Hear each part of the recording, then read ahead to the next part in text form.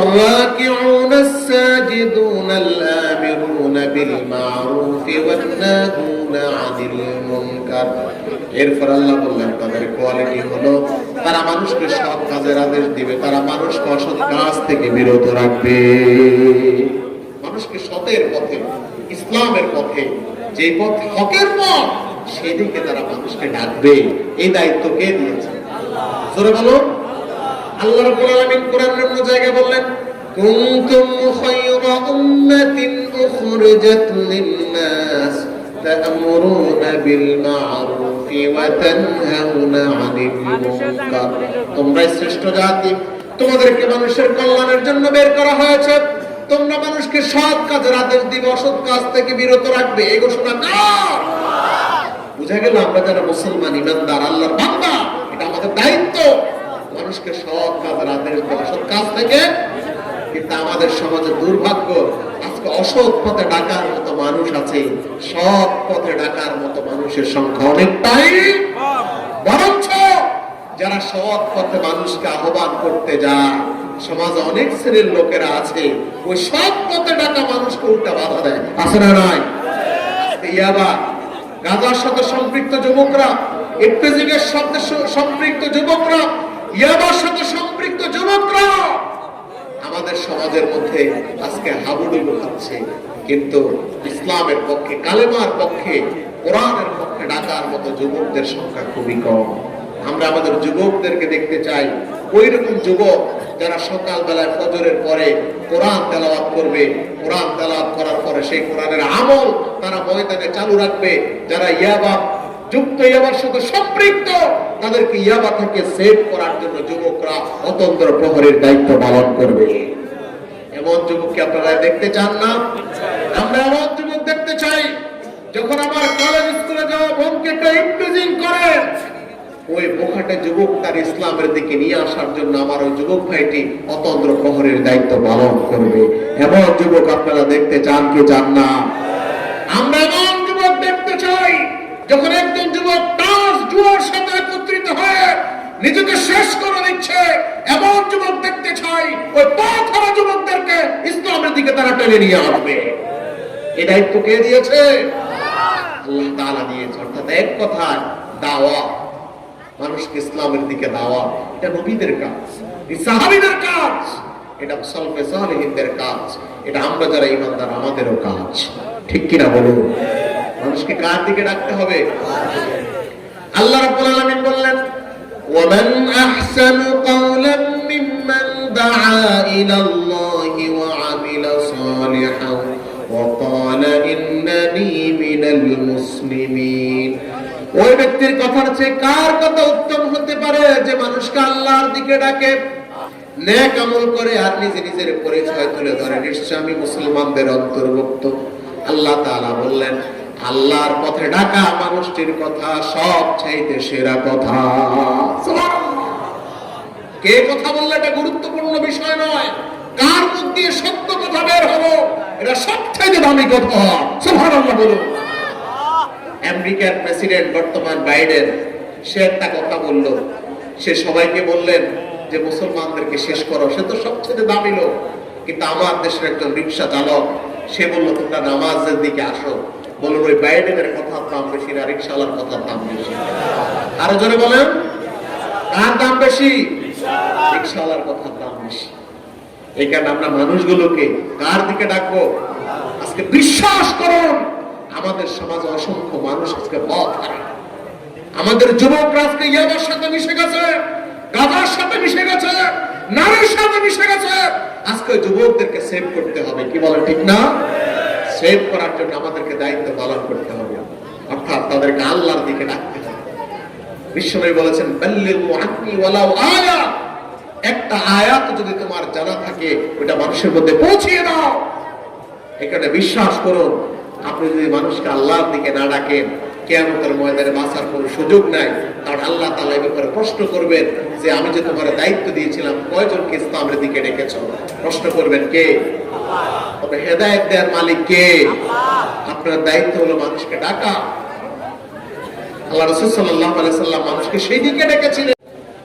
ونشهد أن محمدا عبده ورسوله الذي أرسله بالحق بشيرا ونذيرا وداعيا إلى الله بإذنه وسراجا منيرا فقد قال الله تعالى في كلامه المجيد والفرقان الحميد সবাই পড়ে আউযু বিল্লাহি মিনাশ শাইতানির রাজিম বিসমিল্লাহির রাহমানির রাহিম ইন্নাল্লাহা আশতারা মিনাল মুমিনিনা আনফুসাহুম وأموالهم بأن لهم الجنة يقاتلون في سبيل الله فيقتلون ويقتلون وعدا عليه حقا في التوراة والإنجيل والقرآن ومن أوفى بعهده من الله فاستبشروا ببيعكم الذي بايعتم به وذلك هو الفوز العظيم التائبون العابدون الحامدون السائحون الراكعون الساجدون الآمرون بالمعروف والناهون عن المنكر والحافظون لحدود الله وبشر المؤمنين صدق الله. وقال تعالى في شان حبيبه آمرا ومخبرا إن الله وملائكته يصلون على النبي يا أيها الذين آمنوا صلوا عليه وسلموا تسليما اللهم صل على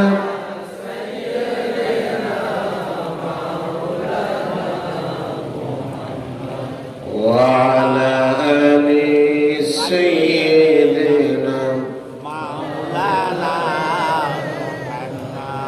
প্রাণ খুলে মোহাম্মদের সহিত পড়ি আল্লাহুম্মা সাল্লি আলা সাইয়্যিদিনা মাওলানা মুহাম্মদ ওয়া আলা আলি সাইয়্যিদিনা মাওলানা মুহাম্মদ। কত ব্যথা কত ভাবে সয়েছ যে তুমি তোমারি খুনে লাল তায়েফের ভূমি ফেরেশতা এসে চাহে ধ্বংসের হুকুম লৌহ মাখা মোহাম্মদ প্রাণেতে হযরত হে খোদা ক্ষমা করো এ তায়েফবাসী এরা চিনেনি গো আমি যে মোহাম্মদ হৃদয়ে মোহাম্মদ আল্লাহুম্মা সাল্লি আলা সাইয়্যিদিনা মাওলানা মুহাম্মদ ওয়া আলা আলি সাইয়্যিদিনা মাওলানা মুহাম্মদ। পশ্চিম চরচামিতা যুব সমাজের উদ্যোগে আয়োজিত তৃতীয় বার্ষিক তাফসীরুল কোরআন মাহফিলের সম্মানিত সভাপতি, এই এলাকার কৃতি সন্তান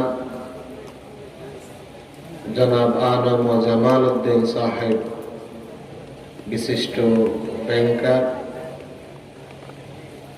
আমাদের মাঝে উপস্থিত হয়েছেন আজকের মাহফিলের সম্মানিত প্রধান মুফাসসির, আন্তর্জাতিক খ্যাতি সম্পন্ন মুফাসসিরে কোরআন, বিশিষ্ট ইসলামী চিন্তাবিদ, দামোডা কামিল মাদ্রাসার সম্মানিত সাবেক মুহাদ্দিস, উস্তাদুল আসাতিজা আলহাজ হযরত মাওলানা মুহাদ্দিস রফিকুল্লাহ আফসারী দামাত বারাকাতুহুল আলিয়া। আলোচনা পেশ করেছেন পশ্চিম চরচামিতা বিজিবাড়ি জামে মসজিদের সম্মানিত খতিব হযরত মাওলানা আনোয়ার হোসেন সাহেব, এবং আলোচনা পেশ করেছেন পশ্চিম চরচামিতা বাইতুন নূর জামে মসজিদের সম্মানিত খতিব হযরত মাওলানা মাকসুদুর রহমান সাহেব হাফিজাহুল্লাহ। আমন্ত্রিত অতিথিবৃন্দ, আমার সামনে উপস্থিত রয়েছেন আমার আব্বার বয়সী মুরব্বিয়ানে কেরাম, যুবক ভাইয়েরা, পর্দার আড়ালের মা বোনেরা, আমার প্রাণপ্রিয় মিডিয়ার কর্মী ভাইয়েরা, সম্মানিত মুসলিম মিল্লাত। আলোচনার শুরুতে মহান রব্বুল আলামিনের শুকরিয়া আদায় করি, যিনি কোরআনের মহব্বতে আমাদেরকে এই তাফসীরুল কোরআন মাহফিলে আসার তৌফিক দিয়েছেন। সেজন্য মহান মুনীবের দরবারে আমরা কালিমাত শুকরিয়া আদায় করি, আলহামদুলিল্লাহ। তারা সকলে ভালো আছেন? আমাদেরকে এই মাহফিলে আসার তৌফিক দিয়েছেন কে? আল্লাহ। রব্বুল আলামিন যাদেরকে পছন্দ করেন তাদেরকে কোরআনের জন্য কবুল করেন। আমিন। আমাদের সৌভাগ্য, আল্লাহ তাআলা আমাদের হেদায়েতের জন্য এমন একটি কিতাব দিলেন যে কিতাব নির্ভুল। পৃথিবীর কোন দার্শনিক, বুদ্ধিজীবী, সাহিত্যিক, কলামিস্ট যারাই রয়েছে, হাজার চেষ্টা করলে কোরআন থেকে বিন্দু মাত্র কোরআনের কোনো ভুল ধরা সম্ভব, কারণ এই কোরআন কার কিতাব? আল্লাহ। কোরআনের শুরুতে চ্যালেঞ্জ দিয়েছেন কে? আল্লাহ তাআলা। যালিকাল কিতাবু লা রাইবা ফী, এই কিতাবে কোনো ভুল নাই। এটা কার কথা? আল্লাহ। এবং এই কোরআন এমন এক কিতাব, এই নির্ভুল কিতাবটি পৃথিবীর কেউ চেষ্টা করলেও ধ্বংস করতে পারবে না, কারণ এই কোরআন সংরক্ষণের দায়িত্ব কার? আল্লাহ। কোরআন শরীফে আছে না নাই? আল্লাহ রাব্বুল আলামিন বললেন, ইন্না নাহনু নাযালনা যিকরা ওয়া ইন্না লাহু লাহাফিজুন। আল্লাহ বললেন, এই কোরআন নাযিল করেছি আমি আল্লাহ, এই কোরআন সংরক্ষণের দায়িত্ব আমি আল্লাহ। গোটা বিশ্বের সব মানুষ একত্রিত হয়ে যদি এই কোরআনকে ধ্বংস করার পরিকল্পনা করে, কোরআনের কিছুই করতে পারবে না। আপনি যদি কোরআনের সব শব্দগুলো, কিতাবগুলো পড়ে ফেলেন, কোরআনকে শেষ করতে পারবো না, কারণ কোরআনের লক্ষ কোটি হাফেজে কোরআন আছে না নাই? আপনি যদি কোরআনে হাফেজদেরকে এক এক করে যদি শেষ করে দেন, আল্লাহ বললেন এরপরে আমার কোরআনকে শেষ করতে পারবা না, কারণ বাল হুয়া কুরআনুম মাজিদুন ফি লাওহিন মাহফুজ। আমি আল্লাহ এই কোরআনকে লৌহে মাহফুজের মধ্যে সংরক্ষিত করে রেখেছি। এই কোরআন বিরুদ্ধে যারা লাগবে ওরাই ধ্বংস হবে, কোরআনের কিচ্ছু হবে না। কি বলেন, ঠিক না? কারণ এই কোরআন সংরক্ষণের দায়িত্ব কার? আল্লাহ। আব্বাসীয়দের যুগে একজন জ্ঞানী ছিলেন, লোকটা ছিল খ্রিস্টান। ওই লোকটা ভালো লিখতে জানতেন। সে লিখতেন কোরআনের আয়াতগুলো, লিখে লিখে এই কাগজগুলো বিক্রি করতেন, মুসলমানরা কিনে কিনে এগুলো পড়তেন। তার ইনকাম ভালোই চলত, মানুষ উপকার পেতেন, কোরআন পড়তেন তার থেকে কিনে কিনে। একদিন আব্বাসীয় খলিফা তাকে রাজ দরবারে দাওয়াত দিলেন। দাওয়াত দিয়ে বললেন, তুমি তো কোরআনের আয়াতগুলো লিখে বিক্রি করো, ভালো কাজ করো, আরেকটা কাজ করো, তুমি কালেমা গ্রহণ করো, তাহলে তো তোমার ইনকামও হলো, জান্নাতের ফয়সালাও হয়ে যাবে। ওই লোকটা বললেন যে খলিফা, একটা কথা আছে, সেটা হলো আমি এখন কিছু বলতে পারবো না, কারণ আপনি আমাকে একটু 2 দিন সময় দেন, আমি চিন্তা করে আসি। ডাইরেক্ট যদি খলিফার দরবারে বলে আমি কালেমা গ্রহণ করবো না, হয়তো কল্লা যাওয়ার সম্ভাবনা। এইভাবে লোকটা বললেন আমাকে একটু সময় দেন। খলিফা থেকে সময় নিয়ে সে ওই এলাকার ছেড়ে পালিয়ে গেল আরেক জায়গায়। সেখানে গিয়ে দেখলেন সেখানে তাওরাত কিতাবের অনুসারী ছিল। এবার তিনি সেটা লেখা শুরু করলেন। এক শ্রেণীর লোকেরা সেটা গ্রহণ কিনে নিচ্ছে তার থেকে। ইনজিল লিখলেন, এক শ্রেণীর লোকেরা সেটা কিনে নিচ্ছে, ব্যবসা ভালো। একদিন ভাবলেন আমি যাই লিখি তাই সবাই নেয়, দেখি আমি একটু আমার মন মতো কিছু শব্দ ঢুকিয়ে দিই। তাওরাতে তার মন মতো কিছু শব্দ ঢুকিয়ে দিলেন, ইনজিলের মধ্যে ঢুকিয়ে দিলেন। সবাই নিয়ে পড়ে, কেউ ভুল ধরতে পারে না, কারণ পৃথিবীর মধ্যে তাওরাত ইনজিলের কোন হাফেজ খুঁজে পাওয়া যায় না। একদিন তার মনে হলো আমি তাওরাতের মধ্যে আমার মন গড়া শব্দ ঢুকালাম, জাবুরে ঢুকালাম, ইনজিলে ঢুকালাম, কেউ ধরতে পারে নাই। দেখি কোরআনের মধ্যে আমার মন গড়া 2-1টা শব্দ ঢুকিয়ে দিই। কোরআন লিখলেন, ওই পাতার মধ্যে কোরআনের শব্দের পাকে পাকে মন গড়া 2-1টা শব্দ লিখে দিলেন। এখন এই কোরআনের কপি যখন, তার লেখা কপি যখন হাফেজ কোরআনদের হাতে গেল, বলুন হাফেজে কোরআনদের সিনার মধ্যে কোরআন শরীফ আছে না নাই? হাফেজে কোরআনদের হাতে যখন এই কপিটা গেল, তারা দেখলেন এটা তো আসল কোরআন নয়। যে লেখলো সে তো তার মন গড়া শব্দ লিখেছে। সুবহানাল্লাহ বললেন না? হাফেজে কোরআন কোরআন যারা, তারা এই লেখককে ডাকলেন, ডেকে বললেন তুমি কোরআনের মধ্যে তোমার মন গড়া শব্দ লেখা, এই স্পর্ধা তোমারে কে দিল, সাহস তোমারে কে দিল? কত বড় দুঃসাহস তোমার! ওই লেখক আশ্চর্য হয়ে গেলেন, আমি তাওরাত জবর ইনজিলের মধ্যে আমার মন গড়া লেখা লিখেছি, কেউ ভুল ধরতে পারে নাই। কিন্তু কোরআন এমন কি কিতাব, যে কোরআনের মধ্যে আমি আমার মন গড়া শব্দ লেখার সাথে সাথে ধরা পড়ে গেলাম। ওই লোকটা আশ্চর্য হয়ে গেলেন। আশ্চর্য হয়ে সঙ্গে সঙ্গে আব্বাসীয় খলিফার দরবারে এসে হাজির হয়ে গেলেন। ও আব্বাসীয় খলিফা, আমি আমার জীবনের ভুল বুঝতে পেরেছি। আপনি তখন আমারে কালেমার দাওয়াত দিয়েছিলেন, আমি আমার ব্যক্তিগত স্বার্থের কারণে তাহলে কালেমার দাওয়াতটা গ্রহণ করি নাই। যার কারণে আপনার কাছে রিকোয়েস্ট হলো, আপনার কাছে অনুরোধ হলো, আপনি আমার একটু কালেমাটা পড়াইয়া দেন। কারণ আমি তাওরাত ইনজিল জাবুরের মধ্যে আমার মন গড়া শব্দ লিখেছি, কেউ ভুল ধরতে পারে নাই। কিন্তু কোরআনের মধ্যে যখন কলম ধরলাম, সঙ্গে সঙ্গে হাফেজে কোরআনটা আমারে ধরে ফেললো। আমি বুঝতে পারলাম এই কোরআন সাধারণ কোনো কিতাব নয়, এটা আল্লাহ তাআলার পক্ষ থেকে নাযিলকৃত কিতাব। আপনি আমারে কালেমা পড়াইয়া দেন। সব কিতাবের মধ্যে মন গড়া শব্দ লিখলেন, কোরআন লেখার পরে ধরা পড়েছে কি পড়ে নাই? পড়েছে। এখানে কোরআন বলে এমন এক কিতাব, এই কোরআনের মধ্যে নিজের মন গড়া একটা শব্দ ঢোকানোর মতো সাহস পৃথিবীর কোন মানুষের নাই। আমার বন্ধুগণ, আজকে সেই কোরআন আমাদের মাঝে আছে না নাই? এই কোরআনকে যদি আমরা গ্রহণ করতে পারতাম, তাহলে আমাদের জীবনের একটা পরিবর্তন চলে আসতো। কি বলেন, ঠিক না? আমাদের পরিবার বলে, আমাদের সমাজ বলে, সব জায়গায় একটা শান্তি থাকতো। সুবহানাল্লাহ। কিন্তু জাতির এই দুর্ভাগ্যের মূল কারণ হলো আমরা কোরআন থেকে বলি। একজন আরেকজনের উপর জুলুম আছে না নাই? একজন আরেকজনের সম্পদ লুণ্ঠন করছে। কিন্তু যে সমাজের মধ্যে কোরআন ছিল, ওই সমাজের মধ্যে কেউ কারো সম্পদ আত্মসাৎ করার কোনো সুযোগ ছিল না। সুতরাং সেই কোরআন আমরা মানব, সেই কোরআন অনুযায়ী জীবন গঠন করব। সবাই রাজি আছেন? আমি সেই কোরআন থেকে 2টি আয়াত আপনাদের সামনে তেলাওয়াত করেছি।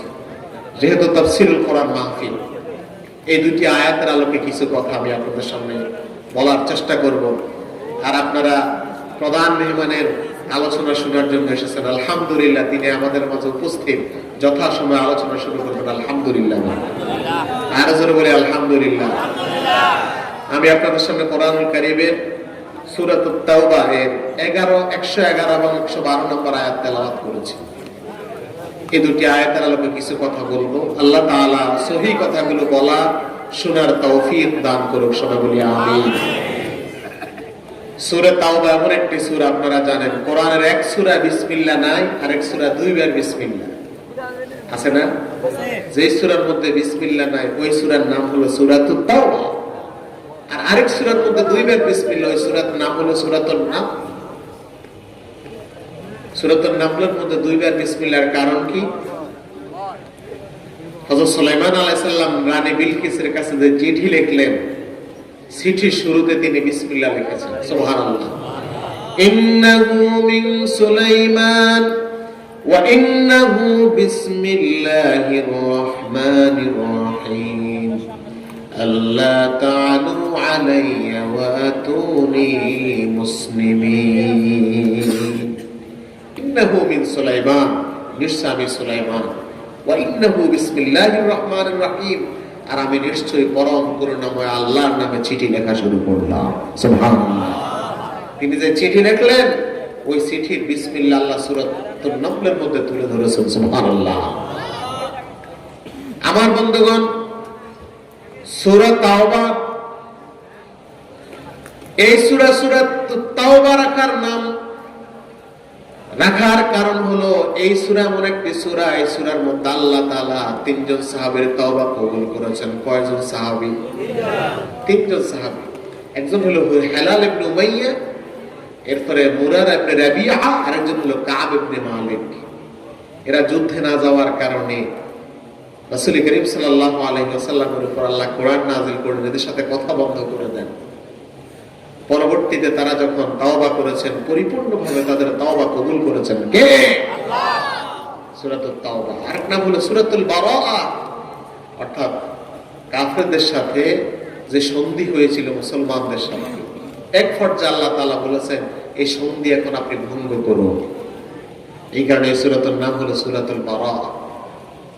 আমি আপনাদের সামনে যে দুটি আয়াত তেলাওয়াত করলাম, আল্লাহ তাআলা বলছেন ইন্নাল্লাহা আশতারা মিনাল মুমিনিনা আনফুসাহুম ওয়া আমওয়ালাহুম বিআন্না লাহুমুল জান্নাহ। এই আয়াতের শানে নজুল হলো বায়াত আকাবা। আপনারা জানেন রাসূল করিম সাল্লাল্লাহু আলাইহি সাল্লাম তিন দফে সেই দিন মানুষকে শপথ দিয়েছিলেন। রাসূল সাল্লাল্লাহু আলাইহি সাল্লামের কালেমার দাওয়াত দিয়েছিলেন, তেমন কোনো মানুষ ইসলাম গ্রহণ করে না। অল্প কিছু লোক ঈমান গ্রহণ করেছেন। তখন বিশ্বনবী গোপনে দাওয়াত দিচ্ছিলেন। রাসূল সাল্লাল্লাহু আলাইহি সাল্লাম বায়াত আকাবার মধ্যে প্রথম 6 জনকে শপথ দিয়েছেন, এরপর 12 জনকে, এরপর 72 জনকে আল্লাহ রাসূল শপথ দিয়েছেন। সুবহানাল্লাহ বলেন। বিশ্বনবী তাদেরকে ডাকলেন, ডেকে বললেন বায়াউনি, তোমরা বায়াত করো। তারা সাহাবায়ে কেরাম বললেন ইয়া রাসূলুল্লাহ কিসের বায়াত করব?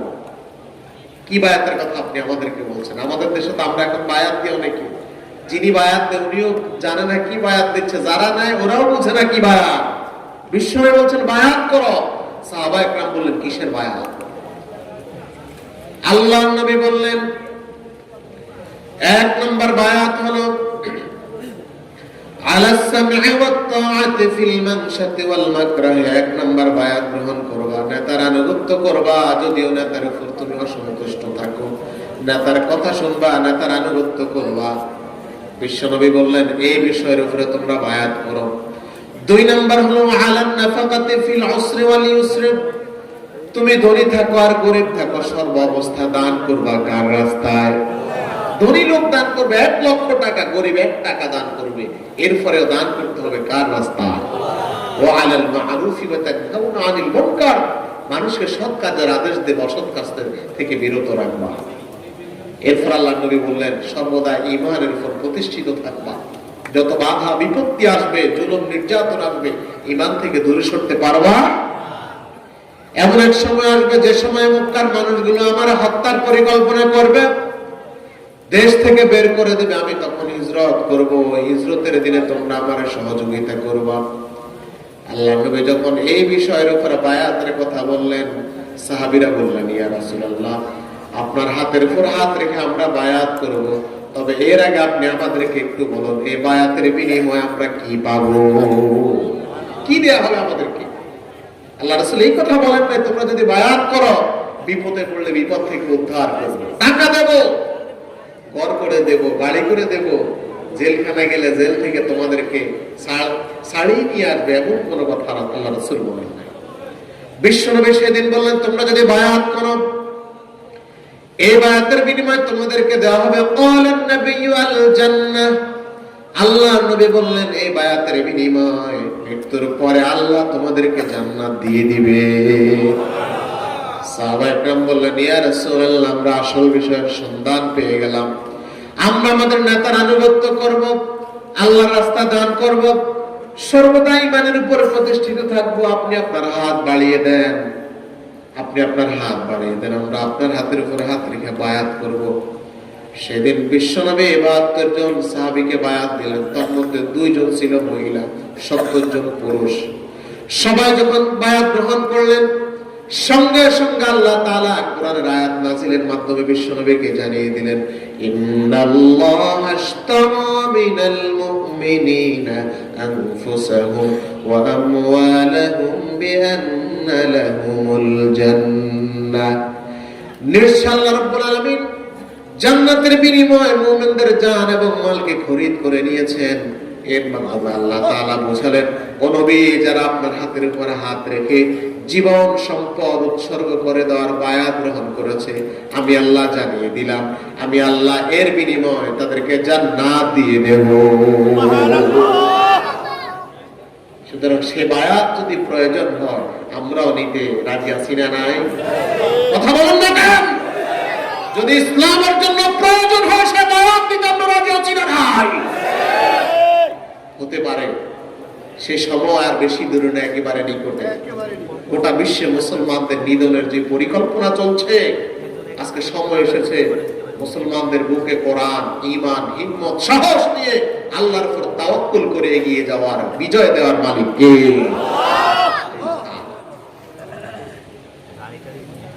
আল্লাহ রাব্বুল আলামিন বললেন ইন্নাল্লাহা আশতারা মিনাল মুমিনিনা আনফুসাহুম ওয়া আমওয়ালাহুম বিআন্না লাহুমুল জান্নাহ। নিশ্চয়ই জান্নাতের বিনিময়ে আল্লাহ তাআলা মুমিনদের জান এবং মালকে খরিদ করে নিয়েছে। এর মানে হলো আমাদের জান আমাদের মাল আমরা ব্যয় করব কার জন্য? এর বিনিময়ে আমাদেরকে জান্নাত দান করবেন কে? আল্লাহ। আমাদের ক্ষুদ্র দুনিয়ার এই দুটি বিষয়, একটা হলো মাল আর একটা জান। মালও লাগবে জানও লাগবে, কিন্তু আমাদের সমাজে অনেকে হুজুর জীবন দিতে রাজি আছি মাল দিতে রাজি না, আছে না এরকম? আচ্ছা আপনাদের এলাকা মসজিদ বানাবে ইট কিনতে হবে, বালি কিনতে হবে, সিমেন্ট কিনতে হবে, রড কিনতে হবে, এখন কি জান দরকার না মাল দরকার?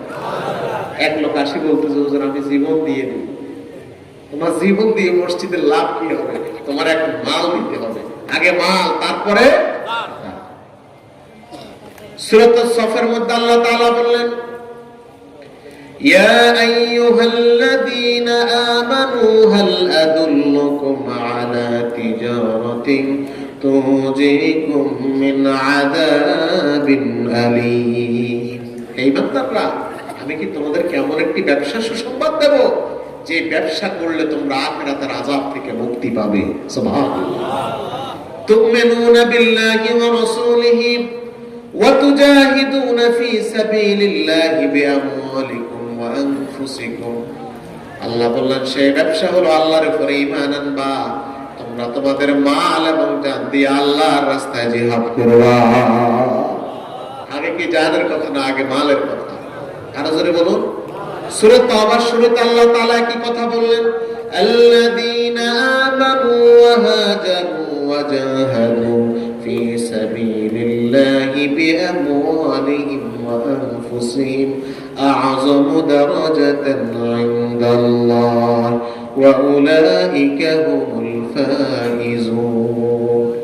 আল্লাহ বললেন নিশ্চয় যারা ঈমান আনলো, হিজরত করলো এবং মাল এবং জান দিয়ে আল্লাহর রাস্তায় যারা জিহাদ করলো, আল্লাহ তাআলা বললেন আযমু দারাজাতান ইনদাল্লাহ, আল্লাহ তাআলা অন্যান্য মানুষের চেয়ে তাদের মর্যাদা অনেক বেশি উঁচু করে দিবে।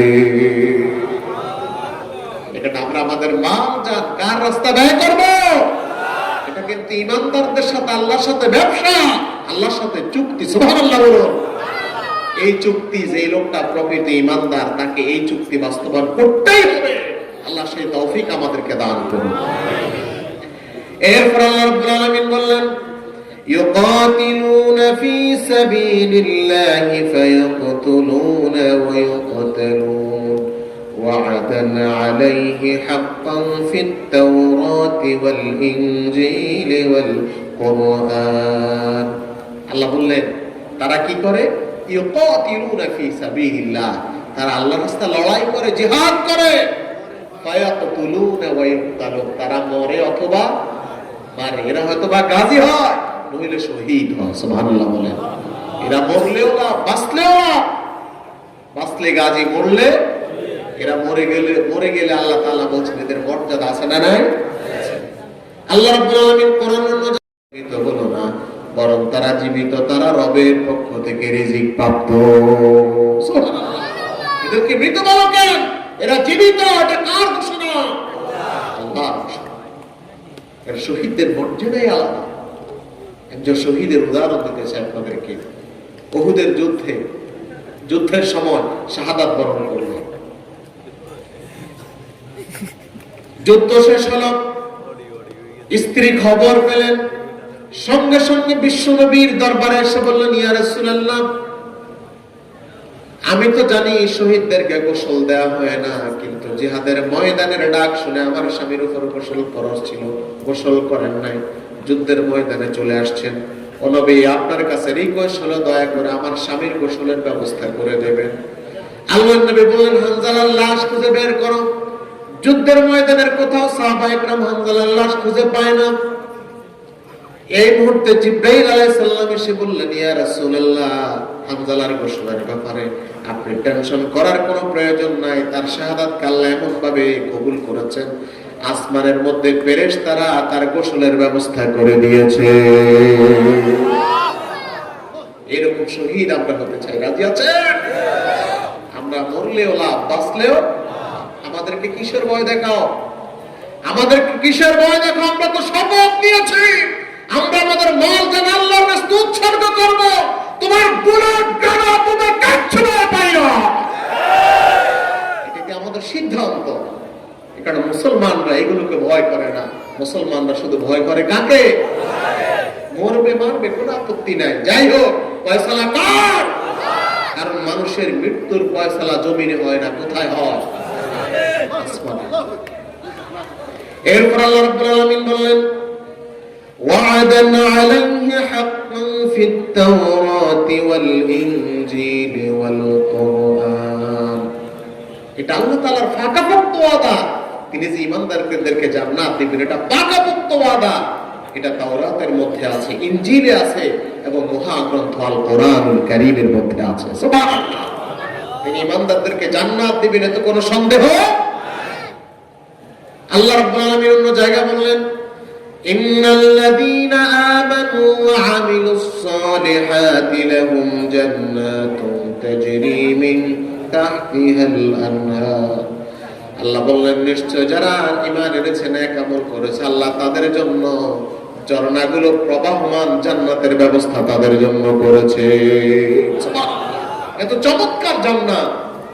কোরআনের অন্য জায়গায় আল্লাহ তাআলা জান্নাতের বর্ণনা দিলেন, মাসালুল জান্নাতিল্লাতী উ'ইদাল মুত্তাকুন ফিহা আনহারুম মিন মাইন গায়রা আসিনিন وأنهار من لبن لم يتغير طعمه وأنهار من خمر لذة للشاربين وأنهار من عسل مصفى। আল্লাহ বললেন, যারা আল্লাহকে ভয় করবে, যারা মুত্তাকি, আল্লাহ রাব্বুল আলামিন তাদের জন্য জান্নাতের ওয়াদা করেছেন। তাদেরকে জান্নাতে এমন পানি খাওয়ানো হবে যে পানি হবে আর্সেনিক মুক্ত, ময়লা আবর্জনা মুক্ত। সুবহানাল্লাহ। মিনারেল ওয়াটার, বিশুদ্ধ পানি, যে পানির মধ্যে কোনো ময়লা আবর্জনা নাই। দেখুন আজকে আমাদের দেশে আপনারা দেখেছেন যে টিউবওয়েল পরীক্ষা করা হয়েছে। যে টিউবওয়েলের মধ্যে আর্সেনিক আছে সেখানে লাল দাগ আছে না, আর যেটি আর্সেনিক মুক্ত সেখানে সবুজ দাগ। আল্লাহ বললেন এমন পানি তোমাদেরকে খাওয়াবো যেটা আর্সেনিক মুক্ত। কয়দিন হলো মাত্র বিজ্ঞানীরা আর্সেনিক আবিষ্কার করেছেন, আল্লাহ 1500 বছর আগে কোরআনে সেই কথা বলে রেখেছেন। এখানে কোরআনের উপরে বিজ্ঞান পৃথিবীর মধ্যে আর কিছু হতে পারে না। এমন বিশুদ্ধ পানি আল্লাহ খাওয়াবেন। এরপর আল্লাহ বললেন ওয়ানহারুম মিন লাবানিন লাম ইয়াতাগায়্যার তা'আমুহু, এমন দুধ জান্নাতের মধ্যে খাওয়ানো হবে যে দুধের স্বাদ পরিবর্তন হবে না, স্বাদ থাকবে অপরিবর্তিত। আমরা তো এমন দুধ খাই যে সকালে একরকম, এটাকে যদি আপনি গ্লাসে রেখে দেন রাত্রে বেলা দেখবেন এটা দুর্গন্ধে কাছেও যাওয়া যায় না, ঠিক না? আর আল্লাহ বললেন জান্নাতে এমন দুধ খাওয়াবো যে দুধের স্বাদ কোনোদিন পরিবর্তন হবে না। ওয়ানহারুম মিন খামরিন লাযযাতাল লিশ-শারিবিন, জান্নাতে এমন শরাব খাওয়ানো হবে যে শরাব খাওয়ার পরে মানুষ মাতাল হয়ে রাস্তা ফিরবে না, যে শরাব খাওয়ার পরে মানুষ পাগল হবে না, যে শরাব খাওয়ার পরে তার তৃষ্ণাটা আল্লাহ তাআলা মিটিয়ে দিবেন। ওয়ানহারুম মিন আসালিন মুসাফফা, ওই জান্নাতে আছে মধুর নহর, ওই জান্নাতের মধ্যে আছে হরেক রকমের ফল ফলাদি। আর আল্লাহ কোরআনে বললেন ওয়ালাকুম ফিহা মা তাশতাহি আনফুসুকুম ওয়ালাকুম ফিহা মা তাদউন, ওই জান্নাতে বান্দা যা চাইবে তা তারে দিয়ে দিবে কে? পৃথিবীর মধ্যে যদি এমন একটা বাড়ি থাকতো যে বাড়ির মধ্যে আছে বিশুদ্ধ পানির নহর, যে বাড়িতে আছে শরাবের নহর, দুধের নহর, মধুর নহর, ফল ফলাদি, এমন একটা বাড়ি যদি কোথাও থাকতো তাহলে বিশ্বযুদ্ধ লেগে যেত, ঠিক না? শুধু তেলের জন্য আজকে বিশ্বযুদ্ধ। এমন একটা বাড়ি যদি থাকতো তাহলে আমেরিকা বলতো এটার মালিক আমরা, চীন বলতো এটার মালিক আমরা, ইন্ডিয়া বলতো এটার মালিক আমরা, আর বাংলাদেশ বলতো যদি আমরা দখলে নাই কিন্তু এটার মালিক আমরা। কিন্তু আল্লাহ তাআলা সেদিন ঈমানদার যারা আছে তাদেরকে জান্নাত দিয়ে দিবেন। সুবহানাল্লাহ। এই ওয়াদা কার? আল্লাহর ওয়াদার মধ্যে কি কোনো ডুবলি আছে? জোরে বলুন। 100% সত্য কার ওয়াদা? আল্লাহ রাব্বুল আলামিন সে কথাই বললেন ওয়ামান আওফা বিআহদিহি মিনাল্লাহি ফাস্তাবশিরু বিবাইইকুমুল্লাযী বায়া'তুম বিহি ওয়া যালিকা হুয়াল ফাওজুল আযীম। আল্লাহ রাব্বুল আলামিন বলেন চুক্তি রক্ষা করার দিক দিয়ে কে আছে? আল্লাহর চেয়ে উপরে।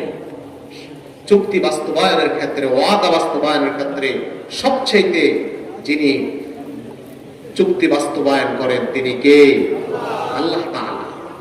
এরপর আল্লাহ তাআলা বললেন ঈমানদার যারা তারা আনন্দিত হওয়া উচিত, তারা খুশি হওয়া উচিত, তারা সুসংবাদ হওয়া উচিত যে আল্লাহ তাআলা তাদের সাথে ব্যবসা করেন, আল্লাহ তাআলা তাদের সাথে চুক্তিতে আবদ্ধ হয়েছে। সুবহানাল্লাহ। পৃথিবীর সেরা ব্যবসায়ী যিনি, তিনি যদি আমার দেশের কোন আদা ব্যাপারীর কাছে বলে যে আমি তোমার সাথে ব্যবসা করব, বলেন তার জন্য এর চাইতে বড় সুসংবাদ আর কোনো কিছু আছে? ও আশ্চর্য হয়ে যাবে। বলেন পৃথিবীর মধ্যে যত মানুষ আছে, যত ব্যবসায়ী আছে, যত শক্তিশালী আছে, আল্লাহর উপরে বড় শক্তিশালী আছে? সে আল্লাহ বলছেন ঈমানদারদের সাথে আমি ব্যবসা করছি। সুবহানাল্লাহ। এর চাইতে বড় সুসংবাদ আর কি আছে? সুতরাং আল্লাহর সাথে ব্যবসা করবেন তো ঠিকঠাক ব্যবসা করবেন। পচা আলু বিক্রি করলে চলবে না, পচা পেঁয়াজ বিক্রি করলে চলবে না, মালে ওজনে কম দিলে চলবে না। আল্লাহ যেভাবে জান্নাত চেয়েছেন ওইভাবে দিতে হবে, নইলে জান্নাত পাওয়া সম্ভব নয়। আপনি আপনার মন গড়া ব্যবসা করবেন, চলবে না। দুনিয়াতে এই ব্যবসা চলে, ঠিক না? বস্তুর জায়গায় হাড্ডি আছে না নাই? নিজের মন মতো আপনি পেঁয়াজের দাম বাড়িয়ে দিলেন, লবণের দাম বাড়িয়ে বিক্রি করলেন, আপনি ওজনে কম দিলেন, আপনি 200 গ্রাম বলেন আমি 200 গ্রাম বেশি দিলাম, মেপে দেখে 100 গ্রাম কম, এরকম আছে না নাই? দুনিয়াতে ব্যবসা করে প্রতারণা করে আপনি বাঁচলেন। আল্লাহর কসম করে বলি যদি আল্লাহর সাথে ব্যবসা করতে হয় সলিড ব্যবসা করতে হবে। আল্লাহ বলেন গোটা মাল এবং জান কার জন্য দিতে হবে? আল্লাহ জান্নাত দিবেন। এই মাল এবং জান উৎসর্গ করার ক্ষেত্রে কোনো কার্পণ্যতা করার সুযোগ নাই। সুতরাং এই ব্যবসা কার সাথে? যে আল্লাহ তাআলার কাছে যদি ঠকাতে চায় উল্টা নিজেই ঠকে যাবে। এরপর আল্লাহ রাব্বুল আলামিন বললেন ওয়াদা যালিকা হুয়াল ফাওজুল আযীম। আল্লাহ বললেন তারা সফলতা অর্জন করবে, এর চাইতে এটা হলো সবচেয়ে বড় সফলতা। যে কার সাথে ব্যবসা? এই সামান্য দুনিয়াকে যদি আপনি আল্লাহর জন্য দিতে পারেন, আপনার জান্নাত দিয়ে দিবে কে? এরপরে দেখুন আল্লাহ তাআলা জান্নাতে ওই লোকগুলোর কিছু কোয়ালিটি বর্ণনা করছেন। আল্লাহ রাব্বুল আলামিন বলেন আত-তাইবুনাল আবিদুনাল হামিদুনাস সাইহুন। তাদের এক নাম্বার কোয়ালিটি হলো আত-তাইবুন, তারা প্রত্যাবর্তনকারী, তারা তওবা করে, তাওবাকারী। তারা যত অপরাধ করুক না কেন তারা তাওবা করবে কার কাছে? আল্লাহর কাছে। আল্লাহ বলেন তুবু ইলাল্লাহি তাওবাতান নাসুহা, তাওবা করবা খালিস তাওবা। যে তাওবা করার জন্য তিনটা শর্ত লাগবে। কয়টা শর্ত? আপনি যদি তাওবা করেন, তওবা তফসি, যা গুনাহ করছি আর গুনাহ করব না, ফাইলে ছাড়বো না, এই তওবার কোনো দাম নাই। তাওবা করতে হবে খালিস তাওবা। তিনটা শর্ত। একটা হলো আমি অপরাধী, এটা স্বীকার করি যে আল্লাহ আমি অপরাধী। 2 নম্বর অপরাধের জন্য ক্ষমা চাইতে হবে কার কাছে? আল্লাহর কাছে। 3 নম্বর আল্লাহর কাছে এতটুকু ওয়াদা দিতে হবে যে আল্লাহ আর এই গুনাহ আমি করব না। কয়টা লাগবে? এটাকে বলা হয় তাওবা। এমন খালিস তাওবা যদি কেউ করতে পারে, আল্লাহ রাব্বুল আলামিন কোরআনুল কারীমের মধ্যে বললেন ইল্লা মান তাবা ওয়া আমানা ওয়া আমিলা আমালান সালিহান ফাউলাইকা ইউবাদদিলুল্লাহু সাইয়্যাতিহিম হাসানাত ওয়া কানা আল্লাহু গফুরুর রহিমা। আল্লাহ রাব্বুল আলামিন বললেন যারা তওবা করবে, আল্লাহর উপরে ঈমান আনবে, নেক আমল করবে, আল্লাহ তাআলা বললেন তাদের অতীত জীবনের গুনাহগুলোকে আল্লাহ তাআলা হাসানা, আল্লাহ তাআলা গুনাহগুলোকে নেক দিয়ে পরিবর্তন করে দিবে। শুধু তার গুনাহ মাফ করবেন না, তার সকল গুনাহগুলোকে আল্লাহ নেক দিয়ে পরিবর্তন করে দিবে। এর চাইতে বড় অপার আর কোনো কিছু কি আছে বলো? একটা লোক 60 বছর ইসলাম বিরোধী ছিল, 70 বছর ইসলাম বিরোধী ছিল, কালেমা গ্রহণ করে নাই, কিন্তু জীবনের শেষ পর্যায়ে সে মনে হলো আমি তো অন্যায় করেছি, অপরাধ করেছি। 80 বছর বয়সে সেও যদি খালেস তাওবা করে, কালেমা গ্রহণ করে, তার অতীত জীবনের সব গুনাহগুলোকে মাফ করে দিবেন কে? আল্লাহ তাআলা। এখানে আল্লাহ বললেন তাদের এক নম্বর কোয়ালিটি আত-তাইবুন, তারা তাওবা করবে। আর বান্দা যখন তাওবা করে ফিরে আসে, আল্লাহ সবচেয়ে বেশি খুশি হন। সুবহানাল্লাহ। একটা লোকের মাত্র একটা উট আছে ধরুন, ওই উটটা যদি হারানো যায় মনটা খুব খারাপ হবে, কিন্তু ওই উটটা যদি সে আবার ফিরে পায় খুশি না বাজা? বিশ্বনবী বললেন কোন রাখালের যদি শুধু একটা উট থাকে, মরুভূমির প্রান্তের উট চড়াতে গেল, তার একটি মাত্র সম্পদ উটটা হারানো গেল, সে হায় হুতাশ, হায় আমার উটটা চলে গেল। কিছুক্ষণ পরে যখন তার কাছে তার উটটা ফিরে এলো, সে খুশি হয়ে গেল। আল্লাহ নবী বললেন হারানো উট পাওয়ার পরে সে যত না খুশি হয়, আল্লাহর কোন বান্দা যদি গুনাহ করার পরে তাওবা করে, আল্লাহ এর চাইতে বেশি খুশি হয়ে যায়। আমার বান্দা তো তাওবা করেছে। এখানে আমরা যতই অপরাধ করি না কেন, আমরা তাওবা করব কার কাছে? আল্লাহর কাছে। আমাদের দেশে দুর্ভাগ্য, তাওবা করে যখন মানুষ একেবারে মুমূর্ষু অবস্থায় সারা জীবন করেছে নাডামি বদমাশি, আছে না এরকম লোক? মসজিদে আসে নাই, আলেমদের বিরোধিতা করেছে, কোরআনের বিরোধিতা করেছে, সুদ ঘুষের সাথে সম্পর্ক রেখেছে, মানুষের উপরে জুলুম করেছে। যখন মৃত্যু সজ্জা, এখন আর হুঁশ নাই, তখন ছেলেরা এসে ইমাম সাহেবকে বলে হুজুর আমার বাবার একটু তাওবা করা। আছে না এরকম? হুজুর আমার বাবার একটু তাওবা করা। তখন তাওবা পড়াইতে গেলে সে তাওবার কিছুই বোঝে না। এখানে তাওবা করতে হবে নিজের অন্তর থেকে, কি বলেন ঠিক না? অন্তর থেকে তাওবা করতে হবে। এখানে আমরা তাওবা করব কার দরবারে? আল্লাহর দরবারে। 2 নম্বর হলো আল আবিদুন, যারা জান্নাতি লোক, যাদেরকে আল্লাহ তাআলা পছন্দ করেন, তাদের 2 নম্বর কোয়ালিটি হলো তারা হলো আল্লাহর বান্দা। তারা ইবাদত করবে একমাত্র কার সন্তুষ্টির জন্য? আল্লাহ।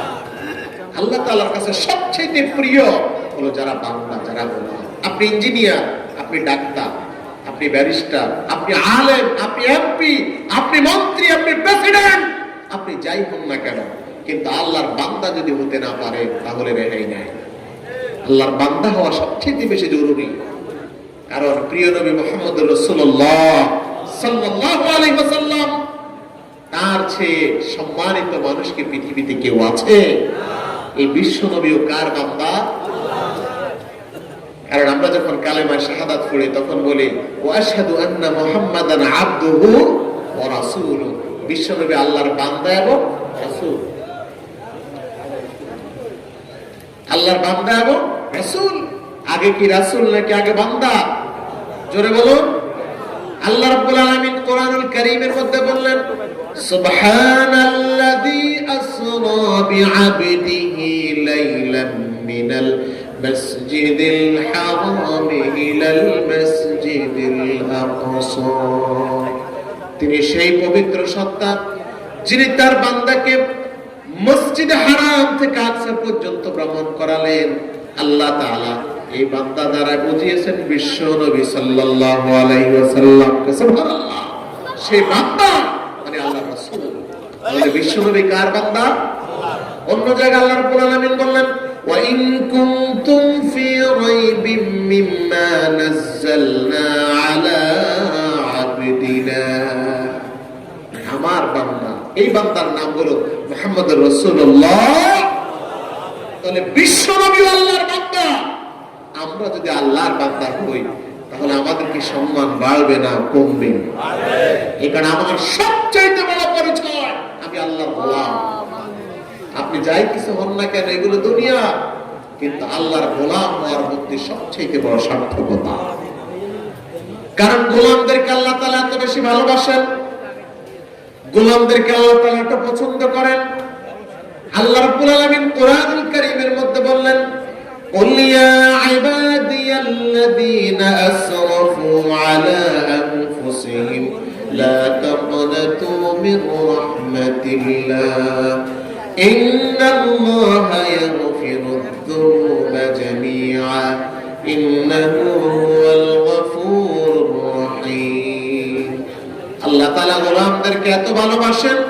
আল্লাহ রাব্বুল আলামিন বিশ্ব নবীকে বলেন হে নবী, আপনি আমার গোলামদেরকে বলে দেন, বান্দাদেরকে বলে দেন, তোমরা যারা গুনাহ করেছো, আত্মার ব্যাপারে বাড়াবাড়ি করেছো, তোমরা আল্লাহর রহমত থেকে নৈরাশ হইও না। আল্লাহ রাব্বুল আলামিনের কাছে মাফ চাও, আল্লাহ তোমার জীবনের গুনাহগুলিকে মাফ করে দিবে। কার কথা? যতই গুনাহ করেছো হতাশ হইও না। কার কাছে মাফ চাইবা? আল্লাহ তাআলার কাছে। তিনি রহমান, তিনি তোমার সব গুনাহগুলি মাফ করে দিবেন। এই কারণে আল্লাহ তাআলা কোরআনের অন্য জায়গায় বললেন নাব্বি ইবাদি আন্নী আনাল গফুরুর রহিম ওয়া আন্না আযাবি ওয়া হুয়াল আযাবুল আলীম। হে নবী, আপনি আমার বান্দাদেরকে বলে দেন যে তোমরা শুনো, আপনি আমার বান্দাদেরকে বলে দেন যে আল্লাহর রহম, আল্লাহর দয়া অনেক বেশি। সুবহানাল্লাহ বলো। আবার এটাও বলে দাও যে আল্লাহর শাস্তি খুবই ভয়াবহ।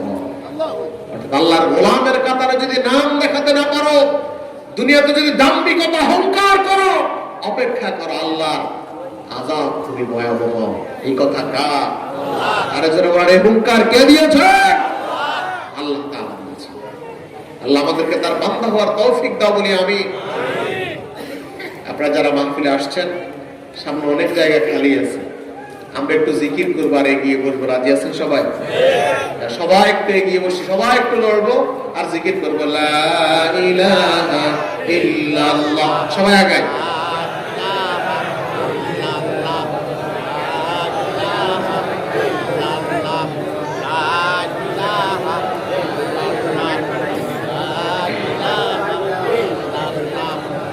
লা ইলাহা ইল্লাল্লাহ লা ইলাহা ইল্লাল্লাহ মুহাম্মাদুর রাসূলুল্লাহ সাল্লাল্লাহু আলাইহি ওয়াসাল্লাম। সুতরাং আমরা কার বান্দা? আরো জোরে বলো। আমার বন্ধুগণ, পৃথিবীর মধ্যে যত নবী রাসূল এসেছিলেন সব নবী রাসূলরাই দাওয়াতটাই দিয়েছিলেন জনপদের মানুষদেরকে আল্লাহর ইবাদত করার জন্য, আল্লাহর গোলাম হওয়ার জন্য, আল্লাহর দাসত্ব করার জন্য। আল্লাহ রাব্বুল আলামিন বললেন, ওয়ালাকাদ বা'আথনা ফী কুল্লি উম্মাতির রাসূলা আন ই'বুদুল্লাহা ওয়াজতানিবুত তাগুত। আল্লাহ পৃথিবীর মধ্যে প্রত্যেক জাতির জন্য নবী রাসূল পাঠিয়েছিলেন। তারা তাদের জনপদের মানুষদেরকে বললেন, আন ই'বুদুল্লাহা ওয়াজতানিবুত তাগুত, তোমরা এক আল্লাহর ইবাদত করো, এক আল্লাহর দাসত্ব করো, আর তাগুতকে তোমরা বর্জন করো। সব নবীরা এই দাওয়াতটা দিয়েছেন। সুবহানাল্লাহ। অন্য জায়গায় আল্লাহ রাব্বুল আলামিন বললেন, ওয়া ইলা সামুদ আখাহুম সালিহান ক্বালা ইয়া কওমি ইবুদুল্লাহা মা লাকুম মিন ইলাহিন গায়রুহু।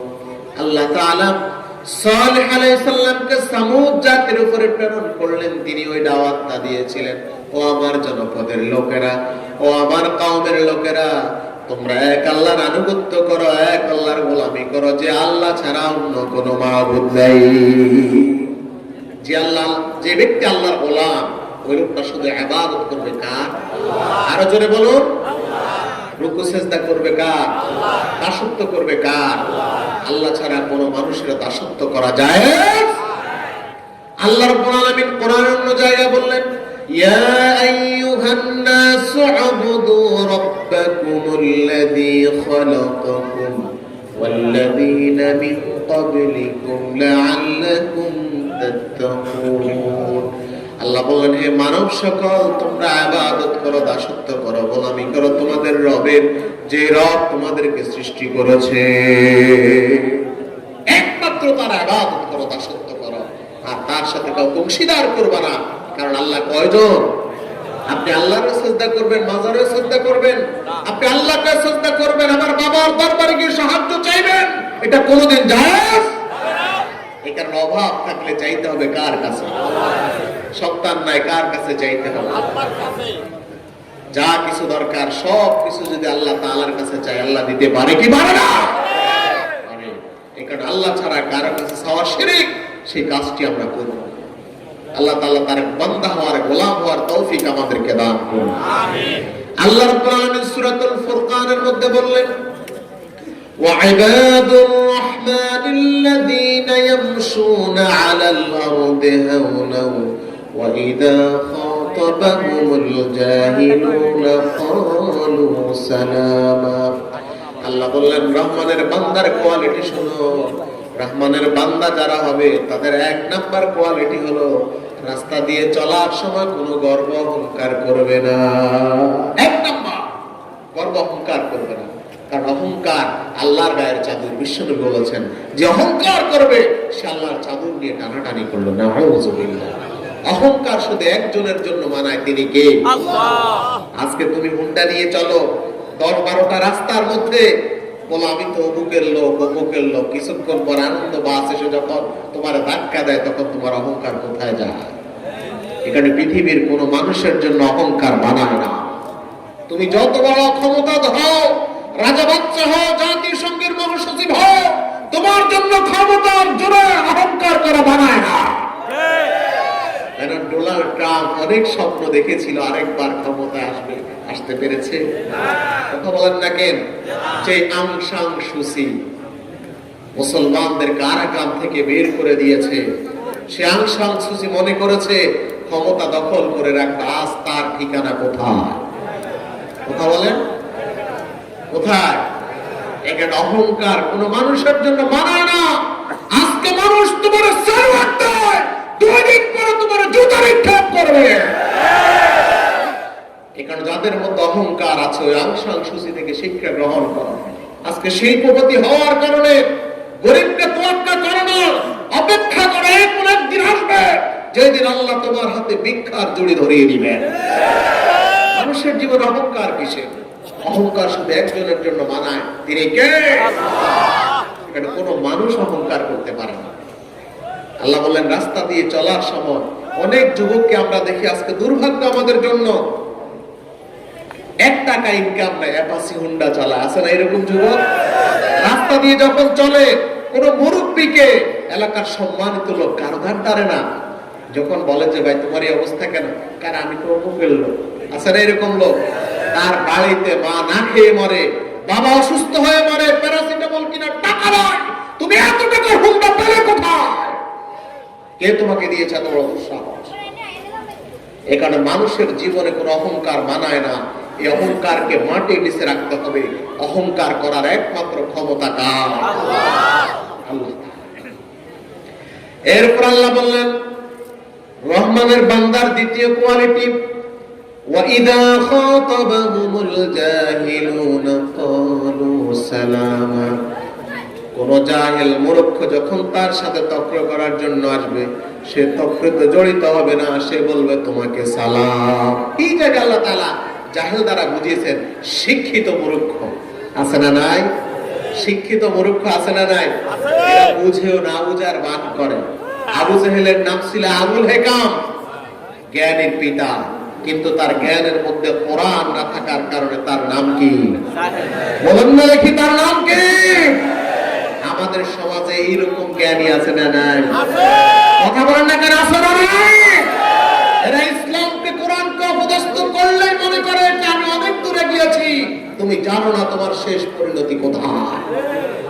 এই কারণে এদেরকে বলা হয় শিক্ষিত মূর্খ, যাদের সব জ্ঞান আছে কিন্তু কোরআনের জ্ঞান নাই। এরা হলো অন্ধ পথ দেখানোর মতো। একজন অন্ধ লোকের হাতে আপনি একটা মোমবাতি জ্বালিয়ে দিয়ে বলেন যে তুমি মানুষকে পথ দেখাও, এর সিনের মধ্যে আগুন লাগাবে, ঠিক না? বাড়িঘর আগুন লাগাবে, কারণ তার কি নেই? এই কারণে মানুষের যতই জ্ঞান থাকুক, কোরআনের জ্ঞান যদি না থাকে, তাহলে ওই লোকটা অন্ধ লোকের মতো, যে যার দ্বারা কখনো পথ দেখানো সম্ভব।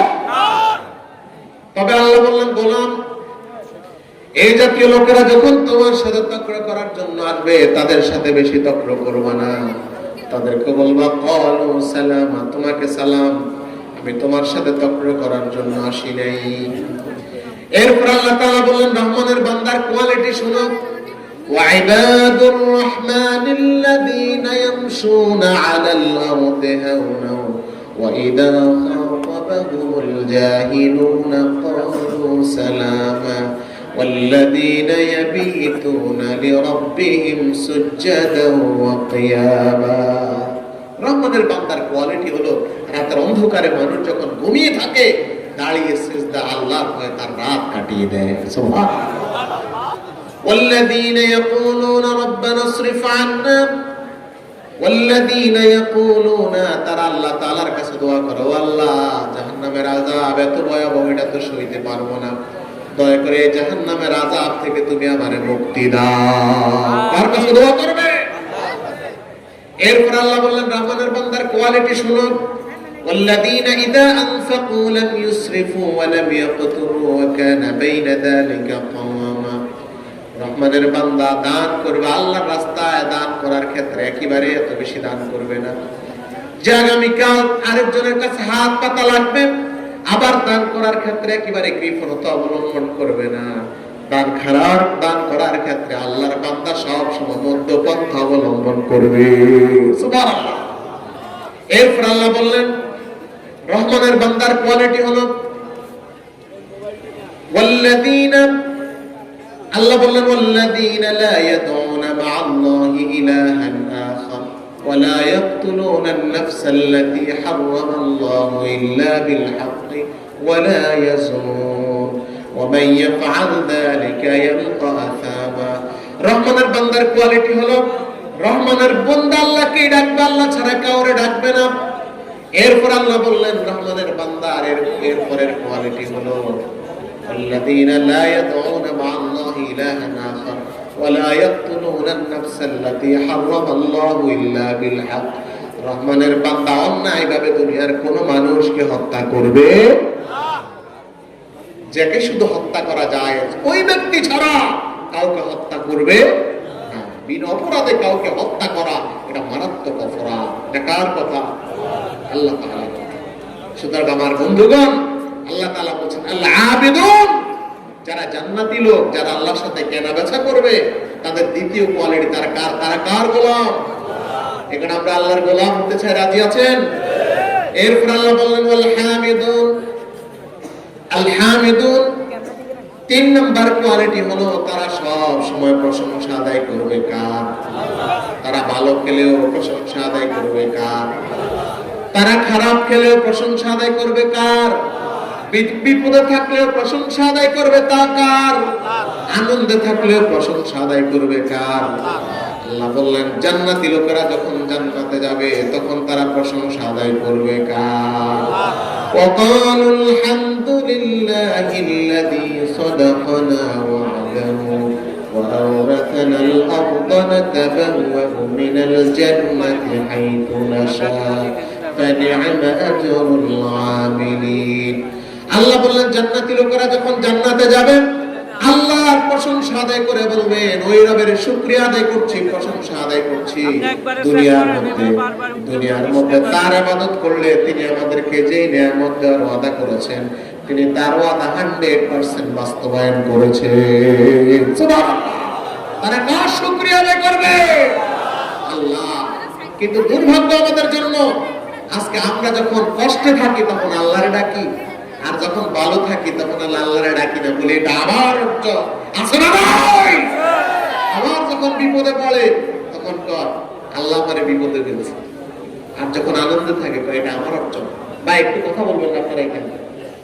তাহলে বুঝতে হবে সর্ব অবস্থায় কার শুকরিয়া আদায় করব, কার তাসবিহ পাঠ করব। আল্লাহ রাব্বুল আলামিন কোরআনুল কারীমের মধ্যে বললেন সাব্বাহা লিল্লাহি মা ফিস সামাওয়াতি ওয়া মা ফিল আরদ ওয়া হুয়াল আজিজুল হাকীম। আল্লাহ বললেন আকাশ জমিনের মধ্যে যা কিছু আছে সবগুলো তাসবিহ আদায় করে কার? এখানে আমরা তাসবিহ করব, প্রশংসা আদায় করব কার? আমরা যখন সালাতের মধ্যে সূরা ফাতিহা আদায় করি তখন কার প্রশংসা করি? সবাই পড়ুন আলহামদুলিল্লাহি রাব্বিল আলামিন আর রহমানির রহিম মালিকি ইয়াউমিদ্দিন। আমরা যখন আল্লাহর প্রশংসা আদায় করি আল্লাহ কি খুশি না বেজার? জোরে বলো। বিশ্বনবী বললেন বান্দা যখন নামাজের মধ্যে এই সূরাটা তেলাওয়াত করে আলহামদুলিল্লাহি রাব্বিল আলামিন, সমস্ত প্রশংসা আল্লাহর জন্য যিনি গোটা বিশ্ব জাহানের রব। বান্দা যখন এই আয়াত তেলাওয়াত করে আল্লাহ খুশি হয়ে জবাব দেয় হামেদানি আব্দি, আমার গোলাম আমি আল্লাহ তাআলার প্রশংসা আদায় করেছে। কে খুশি হন? বান্দা যখন বলে আর রহমানির রহিম, আল্লাহ তাআলা পরম করুণাময় দয়ালু, সঙ্গে সঙ্গে আল্লাহ তাআলা খুশি হয়ে জবাব দেয় আতনা আলাইয়া আব্দি, আমার গোলাম আমি আল্লাহ তাআলার গুণকীর্তন করেছে। বান্দা যখন বলে মালিক ইয়াউমিদ্দিন, শেষ বিচার দিবসের মালিক কে? তখন আল্লাহ জবাব দেয় মাজ্জাদানি আব্দি, আমার গোলাম আমি আল্লাহর মর্যাদা দিয়েছে। এখানে আল্লাহর যত প্রশংসা আদায় করবেন তত কে খুশি হবে? আল্লাহ তাআলা খুশি হবে। কারণ আমরা আল্লাহ তাআলার প্রশংসা আদায় করতে চাই, আল্লাহ তাআলা তাদেরকে বেশি পছন্দ করেন। সুবহানাল্লাহ। এরপরের কোয়ালিটি হলো as-সাইহুন, যারা রোজা রাখবে আল্লাহর সন্তুষ্টির জন্য। আর-রাকিউন, যারা রুকু করবে আল্লাহর জন্য। আস-সাজিদুন, যারা সিজদা করবে কাকে? জোরে বলুন। একমাত্র রুকু করতে হবে কাকে? সিজদা করতে হবে কাকে? আল্লাহ তাআলা। আল্লাহ তাআলা রুকু সিজদাকে এত বেশি পছন্দ করেন, সুতরাং গভীর রাতের অন্ধকারে আল্লাহ তাআলার সন্তুষ্টির জন্য আমরা রুকু সিজদা করে আমাদের রাত কাটাতে চাই। এরপর আল্লাহ রাব্বুল আলামিন বললেন الراكعون الساجدون الآمرون بالمعروف والناهون عن المنكر। এরপর আল্লাহ বললেন তাদের কোয়ালিটি হলো তারা মানুষকে সৎ কাজের আদেশ দিবে, তারা মানুষকে অসৎ কাজ থেকে বিরত রাখবে। মানুষকে সতের পথে, ইসলামের পথে, যে পথ হকের পথ, সেদিকে তারা মানুষকে ডাকবে। এই দায়িত্ব কে দিয়েছে? জোরে বলো। আল্লাহ রাব্বুল আলামিন কোরআনের অন্য জায়গায় বললেন কুনতুম খায়রা উম্মাতিন উখরিজাত লিন-নাস তা'মুরুনা বিল মা'রুফি ওয়া তানহাউনা 'আনিল মুনকার। তোমরা শ্রেষ্ঠ জাতি, তোমাদেরকে মানুষের কল্যাণের জন্য বের করা হয়েছে, তোমরা মানুষকে সৎ কাজের আদেশ দিবে, অসৎ কাজ থেকে বিরত রাখবে। এই ঘোষণা কার? বুঝা গেল আমরা যারা মুসলমান ইমানদার আল্লাহর বান্দা, এটা আমাদের দায়িত্ব মানুষকে সৎ কাজের আদেশ দেওয়া, সৎ কাজ থেকে।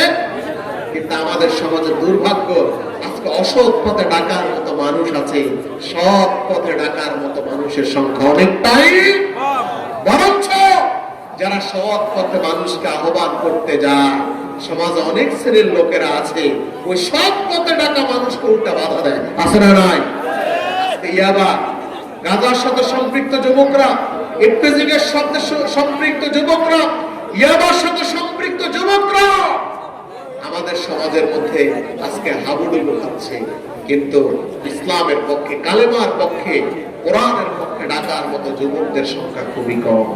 আমরা আমাদের যুবকদেরকে দেখতে চাই ওই রকম যুবক যারা সকাল বেলায় ফজরের পরে কোরআন তেলাওয়াত করবে, কোরআন তেলাওয়াত করার পরে সেই কোরআনের আমল তারা ময়দানে চালু রাখবে।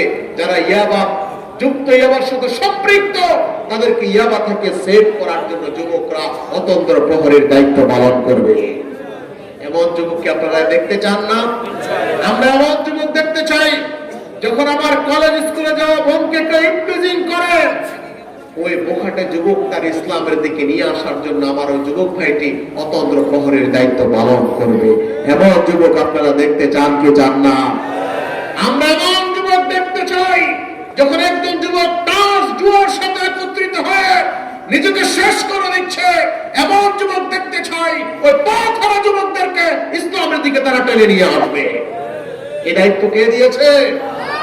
আল্লাহ তাআলা দিয়েছে। অর্থাৎ এক কথায় দাওয়া, মানুষকে ইসলামের দিকে দাওয়া, এটা নবীদের কাজ, সাহাবীদের কাজ, এটা সালফে সালেহিনদের কাজ, এটা আমরা যারা ঈমানদার আমাদেরও কাজ। ঠিক কিনা বলুন? মানুষকে কার দিকে ডাকতে হবে? আল্লাহ রাব্বুল আলামিন বললেন, ওয়ামান আহসানু কাওলাম মিম্মান দাআ ইলাল্লাহি ওয়া আমিলা সালিহান ওয়া ক্বালা ইন্নানি মিনাল মুসলিমিন। ওই ব্যক্তির কথার চেয়ে কার কথা উত্তম হতে পারে যে মানুষকে আল্লাহর দিকে ডাকে, নেক আমল করে আর নিজে নিজের পরিচয় তুলে ধরে, নিশ্চয় আমি মুসলমানদের অন্তর্ভুক্ত। আল্লাহ তাআলা বললেন, আল্লাহর পথে ডাকা মানুষটির কথা সবচাইতে সেরা কথা। কে কথা বললে এটা গুরুত্বপূর্ণ বিষয় নয়, কার মুখ দিয়ে সত্য কথা বের হলো এটা সবচাইতে দামি কথা। সুবহানাল্লাহ বলুন। আমেরিকার প্রেসিডেন্ট বর্তমান বাইডেন, সে একটা কথা বলল, সে সবাইকে বললেন যে মুসলমানদেরকে শেষ করো, সে তো সবচেয়ে দামি লোক। কিন্তু আমার দেশের একজন রিক্সা চালক, সে বললো তোমরা নামাজের দিকে আসো। বলুন, ওই বাইডেনের কথার দাম বেশি না রিক্সাওয়ালার কথার দাম বেশি? আরো জোরে বলেন, কার দাম বেশি? রিক্সাওয়ালার কথার দাম বেশি। এই কারণে আমরা মানুষগুলোকে কার দিকে ডাকবো? আজকে বিশ্বাস করুন, আমাদের সমাজে অসংখ্য মানুষ আজকে পথ হারায়। আমাদের যুবকরা আজকে ইয়াবার সাথে মিশে গেছে, গাঁজার সাথে মিশে গেছে, নারীর সাথে মিশে গেছে। আজকে যুবকদেরকে সেভ করতে হবে, কি বলে ঠিক না? সেভ করার জন্য আমাদেরকে দায়িত্ব পালন করতে হবে, অর্থাৎ তাদেরকে আল্লাহর দিকে ডাকতে হবে। বিশ্বনবী বলেছেন, বাল্লিগু আন্নী ওয়ালাউ আয়া, একটা আয়াত যদি তোমার জানা থাকে ওটা মানুষের মধ্যে পৌঁছিয়ে দাও। এখানে বিশ্বাস করুন, আপনি যদি মানুষকে আল্লাহর দিকে না ডাকেন, কিয়ামতের ময়দানে বাঁচার কোনো সুযোগ নাই। কারণ আল্লাহ তাআলা এই ব্যাপারে প্রশ্ন করবেন যে আমি যে তোমার দায়িত্ব দিয়েছিলাম কয়জনকে ইসলামের দিকে ডেকেছো? প্রশ্ন করবেন কে? তবে হেদায়েত দেওয়ার মালিক কে? আপনার দায়িত্ব হলো মানুষকে ডাকা। আল্লাহ রাসূল সাল্লাল্লাহু আলাইহি ওয়াসাল্লাম মানুষকে সেই দিকে